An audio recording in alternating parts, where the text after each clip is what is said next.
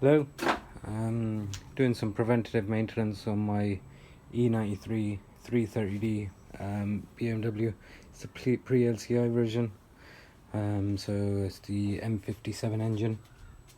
So this will potentially apply to a lot of other cars. But what we're looking to do is we need to get down to the inlet manifold, which is underneath this cover here. So to be able to do that, we're going to take off these bits here, these strut bars. We're going to take these off, so one's on that side and one's on that side, and take the cover off, take the inlet manifold out, give it all a clean, and then from there we've got a delete kit pre-prepared out. Come with all the O-rings, and here's the this one for the EGR, and you've got the other bits as well. So I'll be putting those in, and on this engine it's the 33mm that fits. So first things first, just dismantling this top end, as I said. So you don't actually need to take the housing for the, I think it's the pollen filter here. You don't need to take that bit actually off, so these two 10mm can stay on, but there is a few 10mm that you want to take off. So where these vents go, that one and that one, so there's the 10mm there, 10mm there, one here and one here, and then on the sides you'll have another 10mm just here, and there's the same on the other side. And then these switches need to come out, and you've got these little rubber grommets kind of thing which are in there, so those just come out. The switches come out, they're the bonnet switches, and this whole bit comes straight off. After that, oh yeah, and you've got this this casing for that pipe and starter wire there. So those are come off. I'll probably use something to hold this back. I haven't actually got a bungee cord just yet, so I'll use something to hold those back. And then what I want to do is take the strut bars off, and there's the little bit that goes in here. Where the strut bars go through, that little bit there, I want to take that housing off. Now the majority of these jobs you can do with just your standard toolkit, with your Allen key bits and sockets, etc. You do need a couple of special sockets for these strut bars though. So this one here, and there's one just in there. You need, what I've got here is an E14, and the other one is an E18. That's the size of sockets I've got for those to be able to come off. Now they are going to be quite tight, so you know, obviously you want to make sure you get the right bits for that. However, I have just checked, and if you haven't got those, and I wouldn't recommend this personally, because I mean, if you end up rounding these off, you're gonna have a hell of a job getting them off. But I have just double checked, and you can use an 11mm on this one, and a 14mm on the bigger one in the middle there. But that is obviously just totally down to yourself.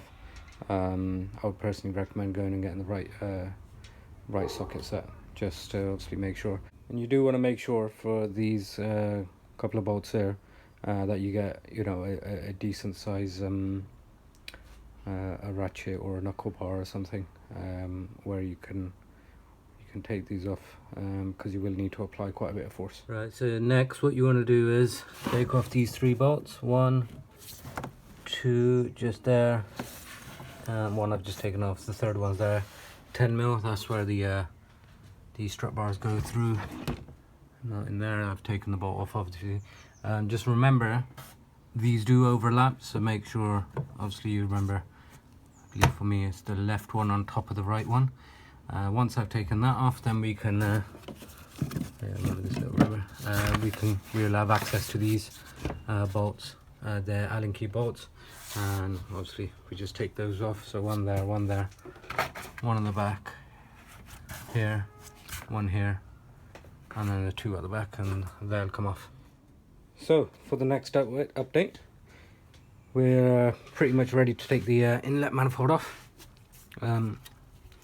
So to give you an idea, first and foremost, I've taken this bit off just for the EGR cooler. So this clamp comes off. This pipe here, you've got that bit there.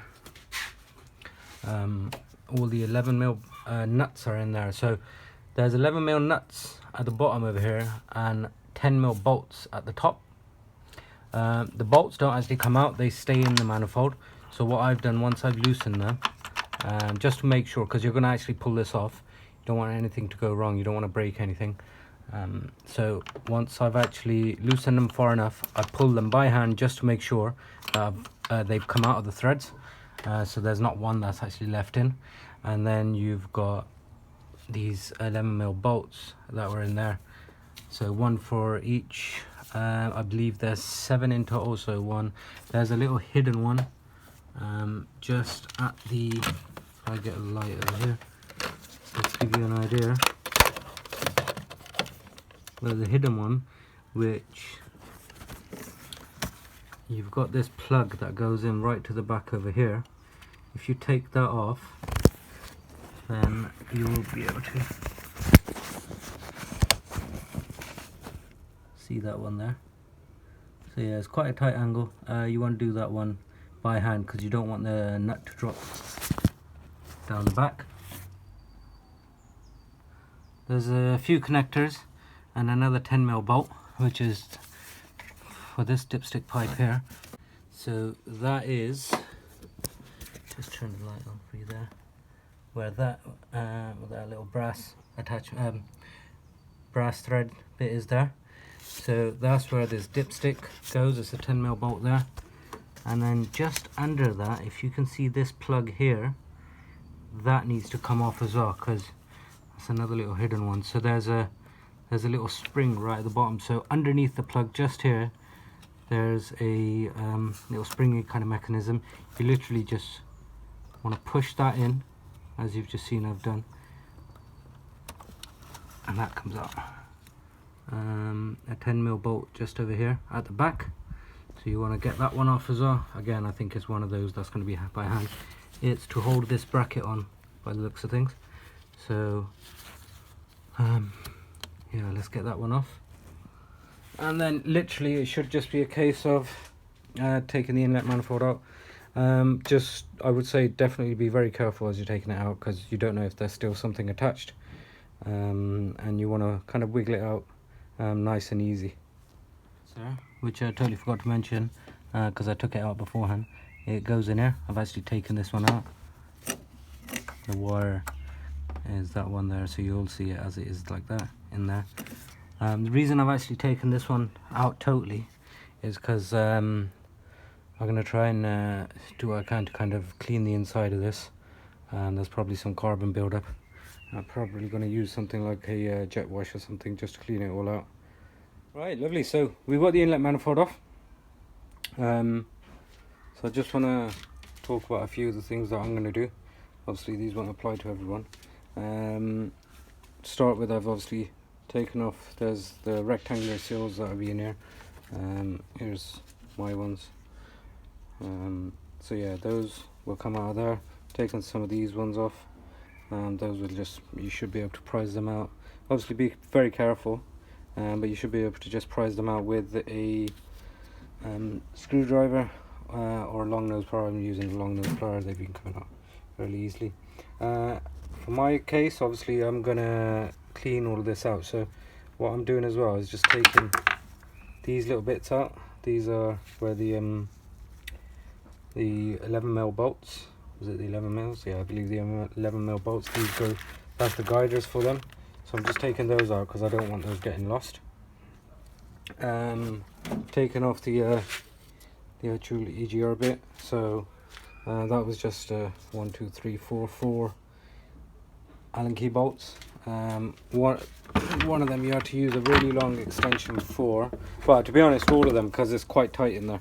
So to give you an idea, this is the size I've used, and yeah, I would definitely recommend using a 1/4 inch size ratchet set for that. But you want to get these, and this is where the swirl flaps go. Swirl flap replacement kit will be. So these will literally come out right here. You'll have to take this rod out, which it is just literally clipped in, so it's got the pins in there, which obviously that's where the swirl flap will move, and then it's clipped into these bits,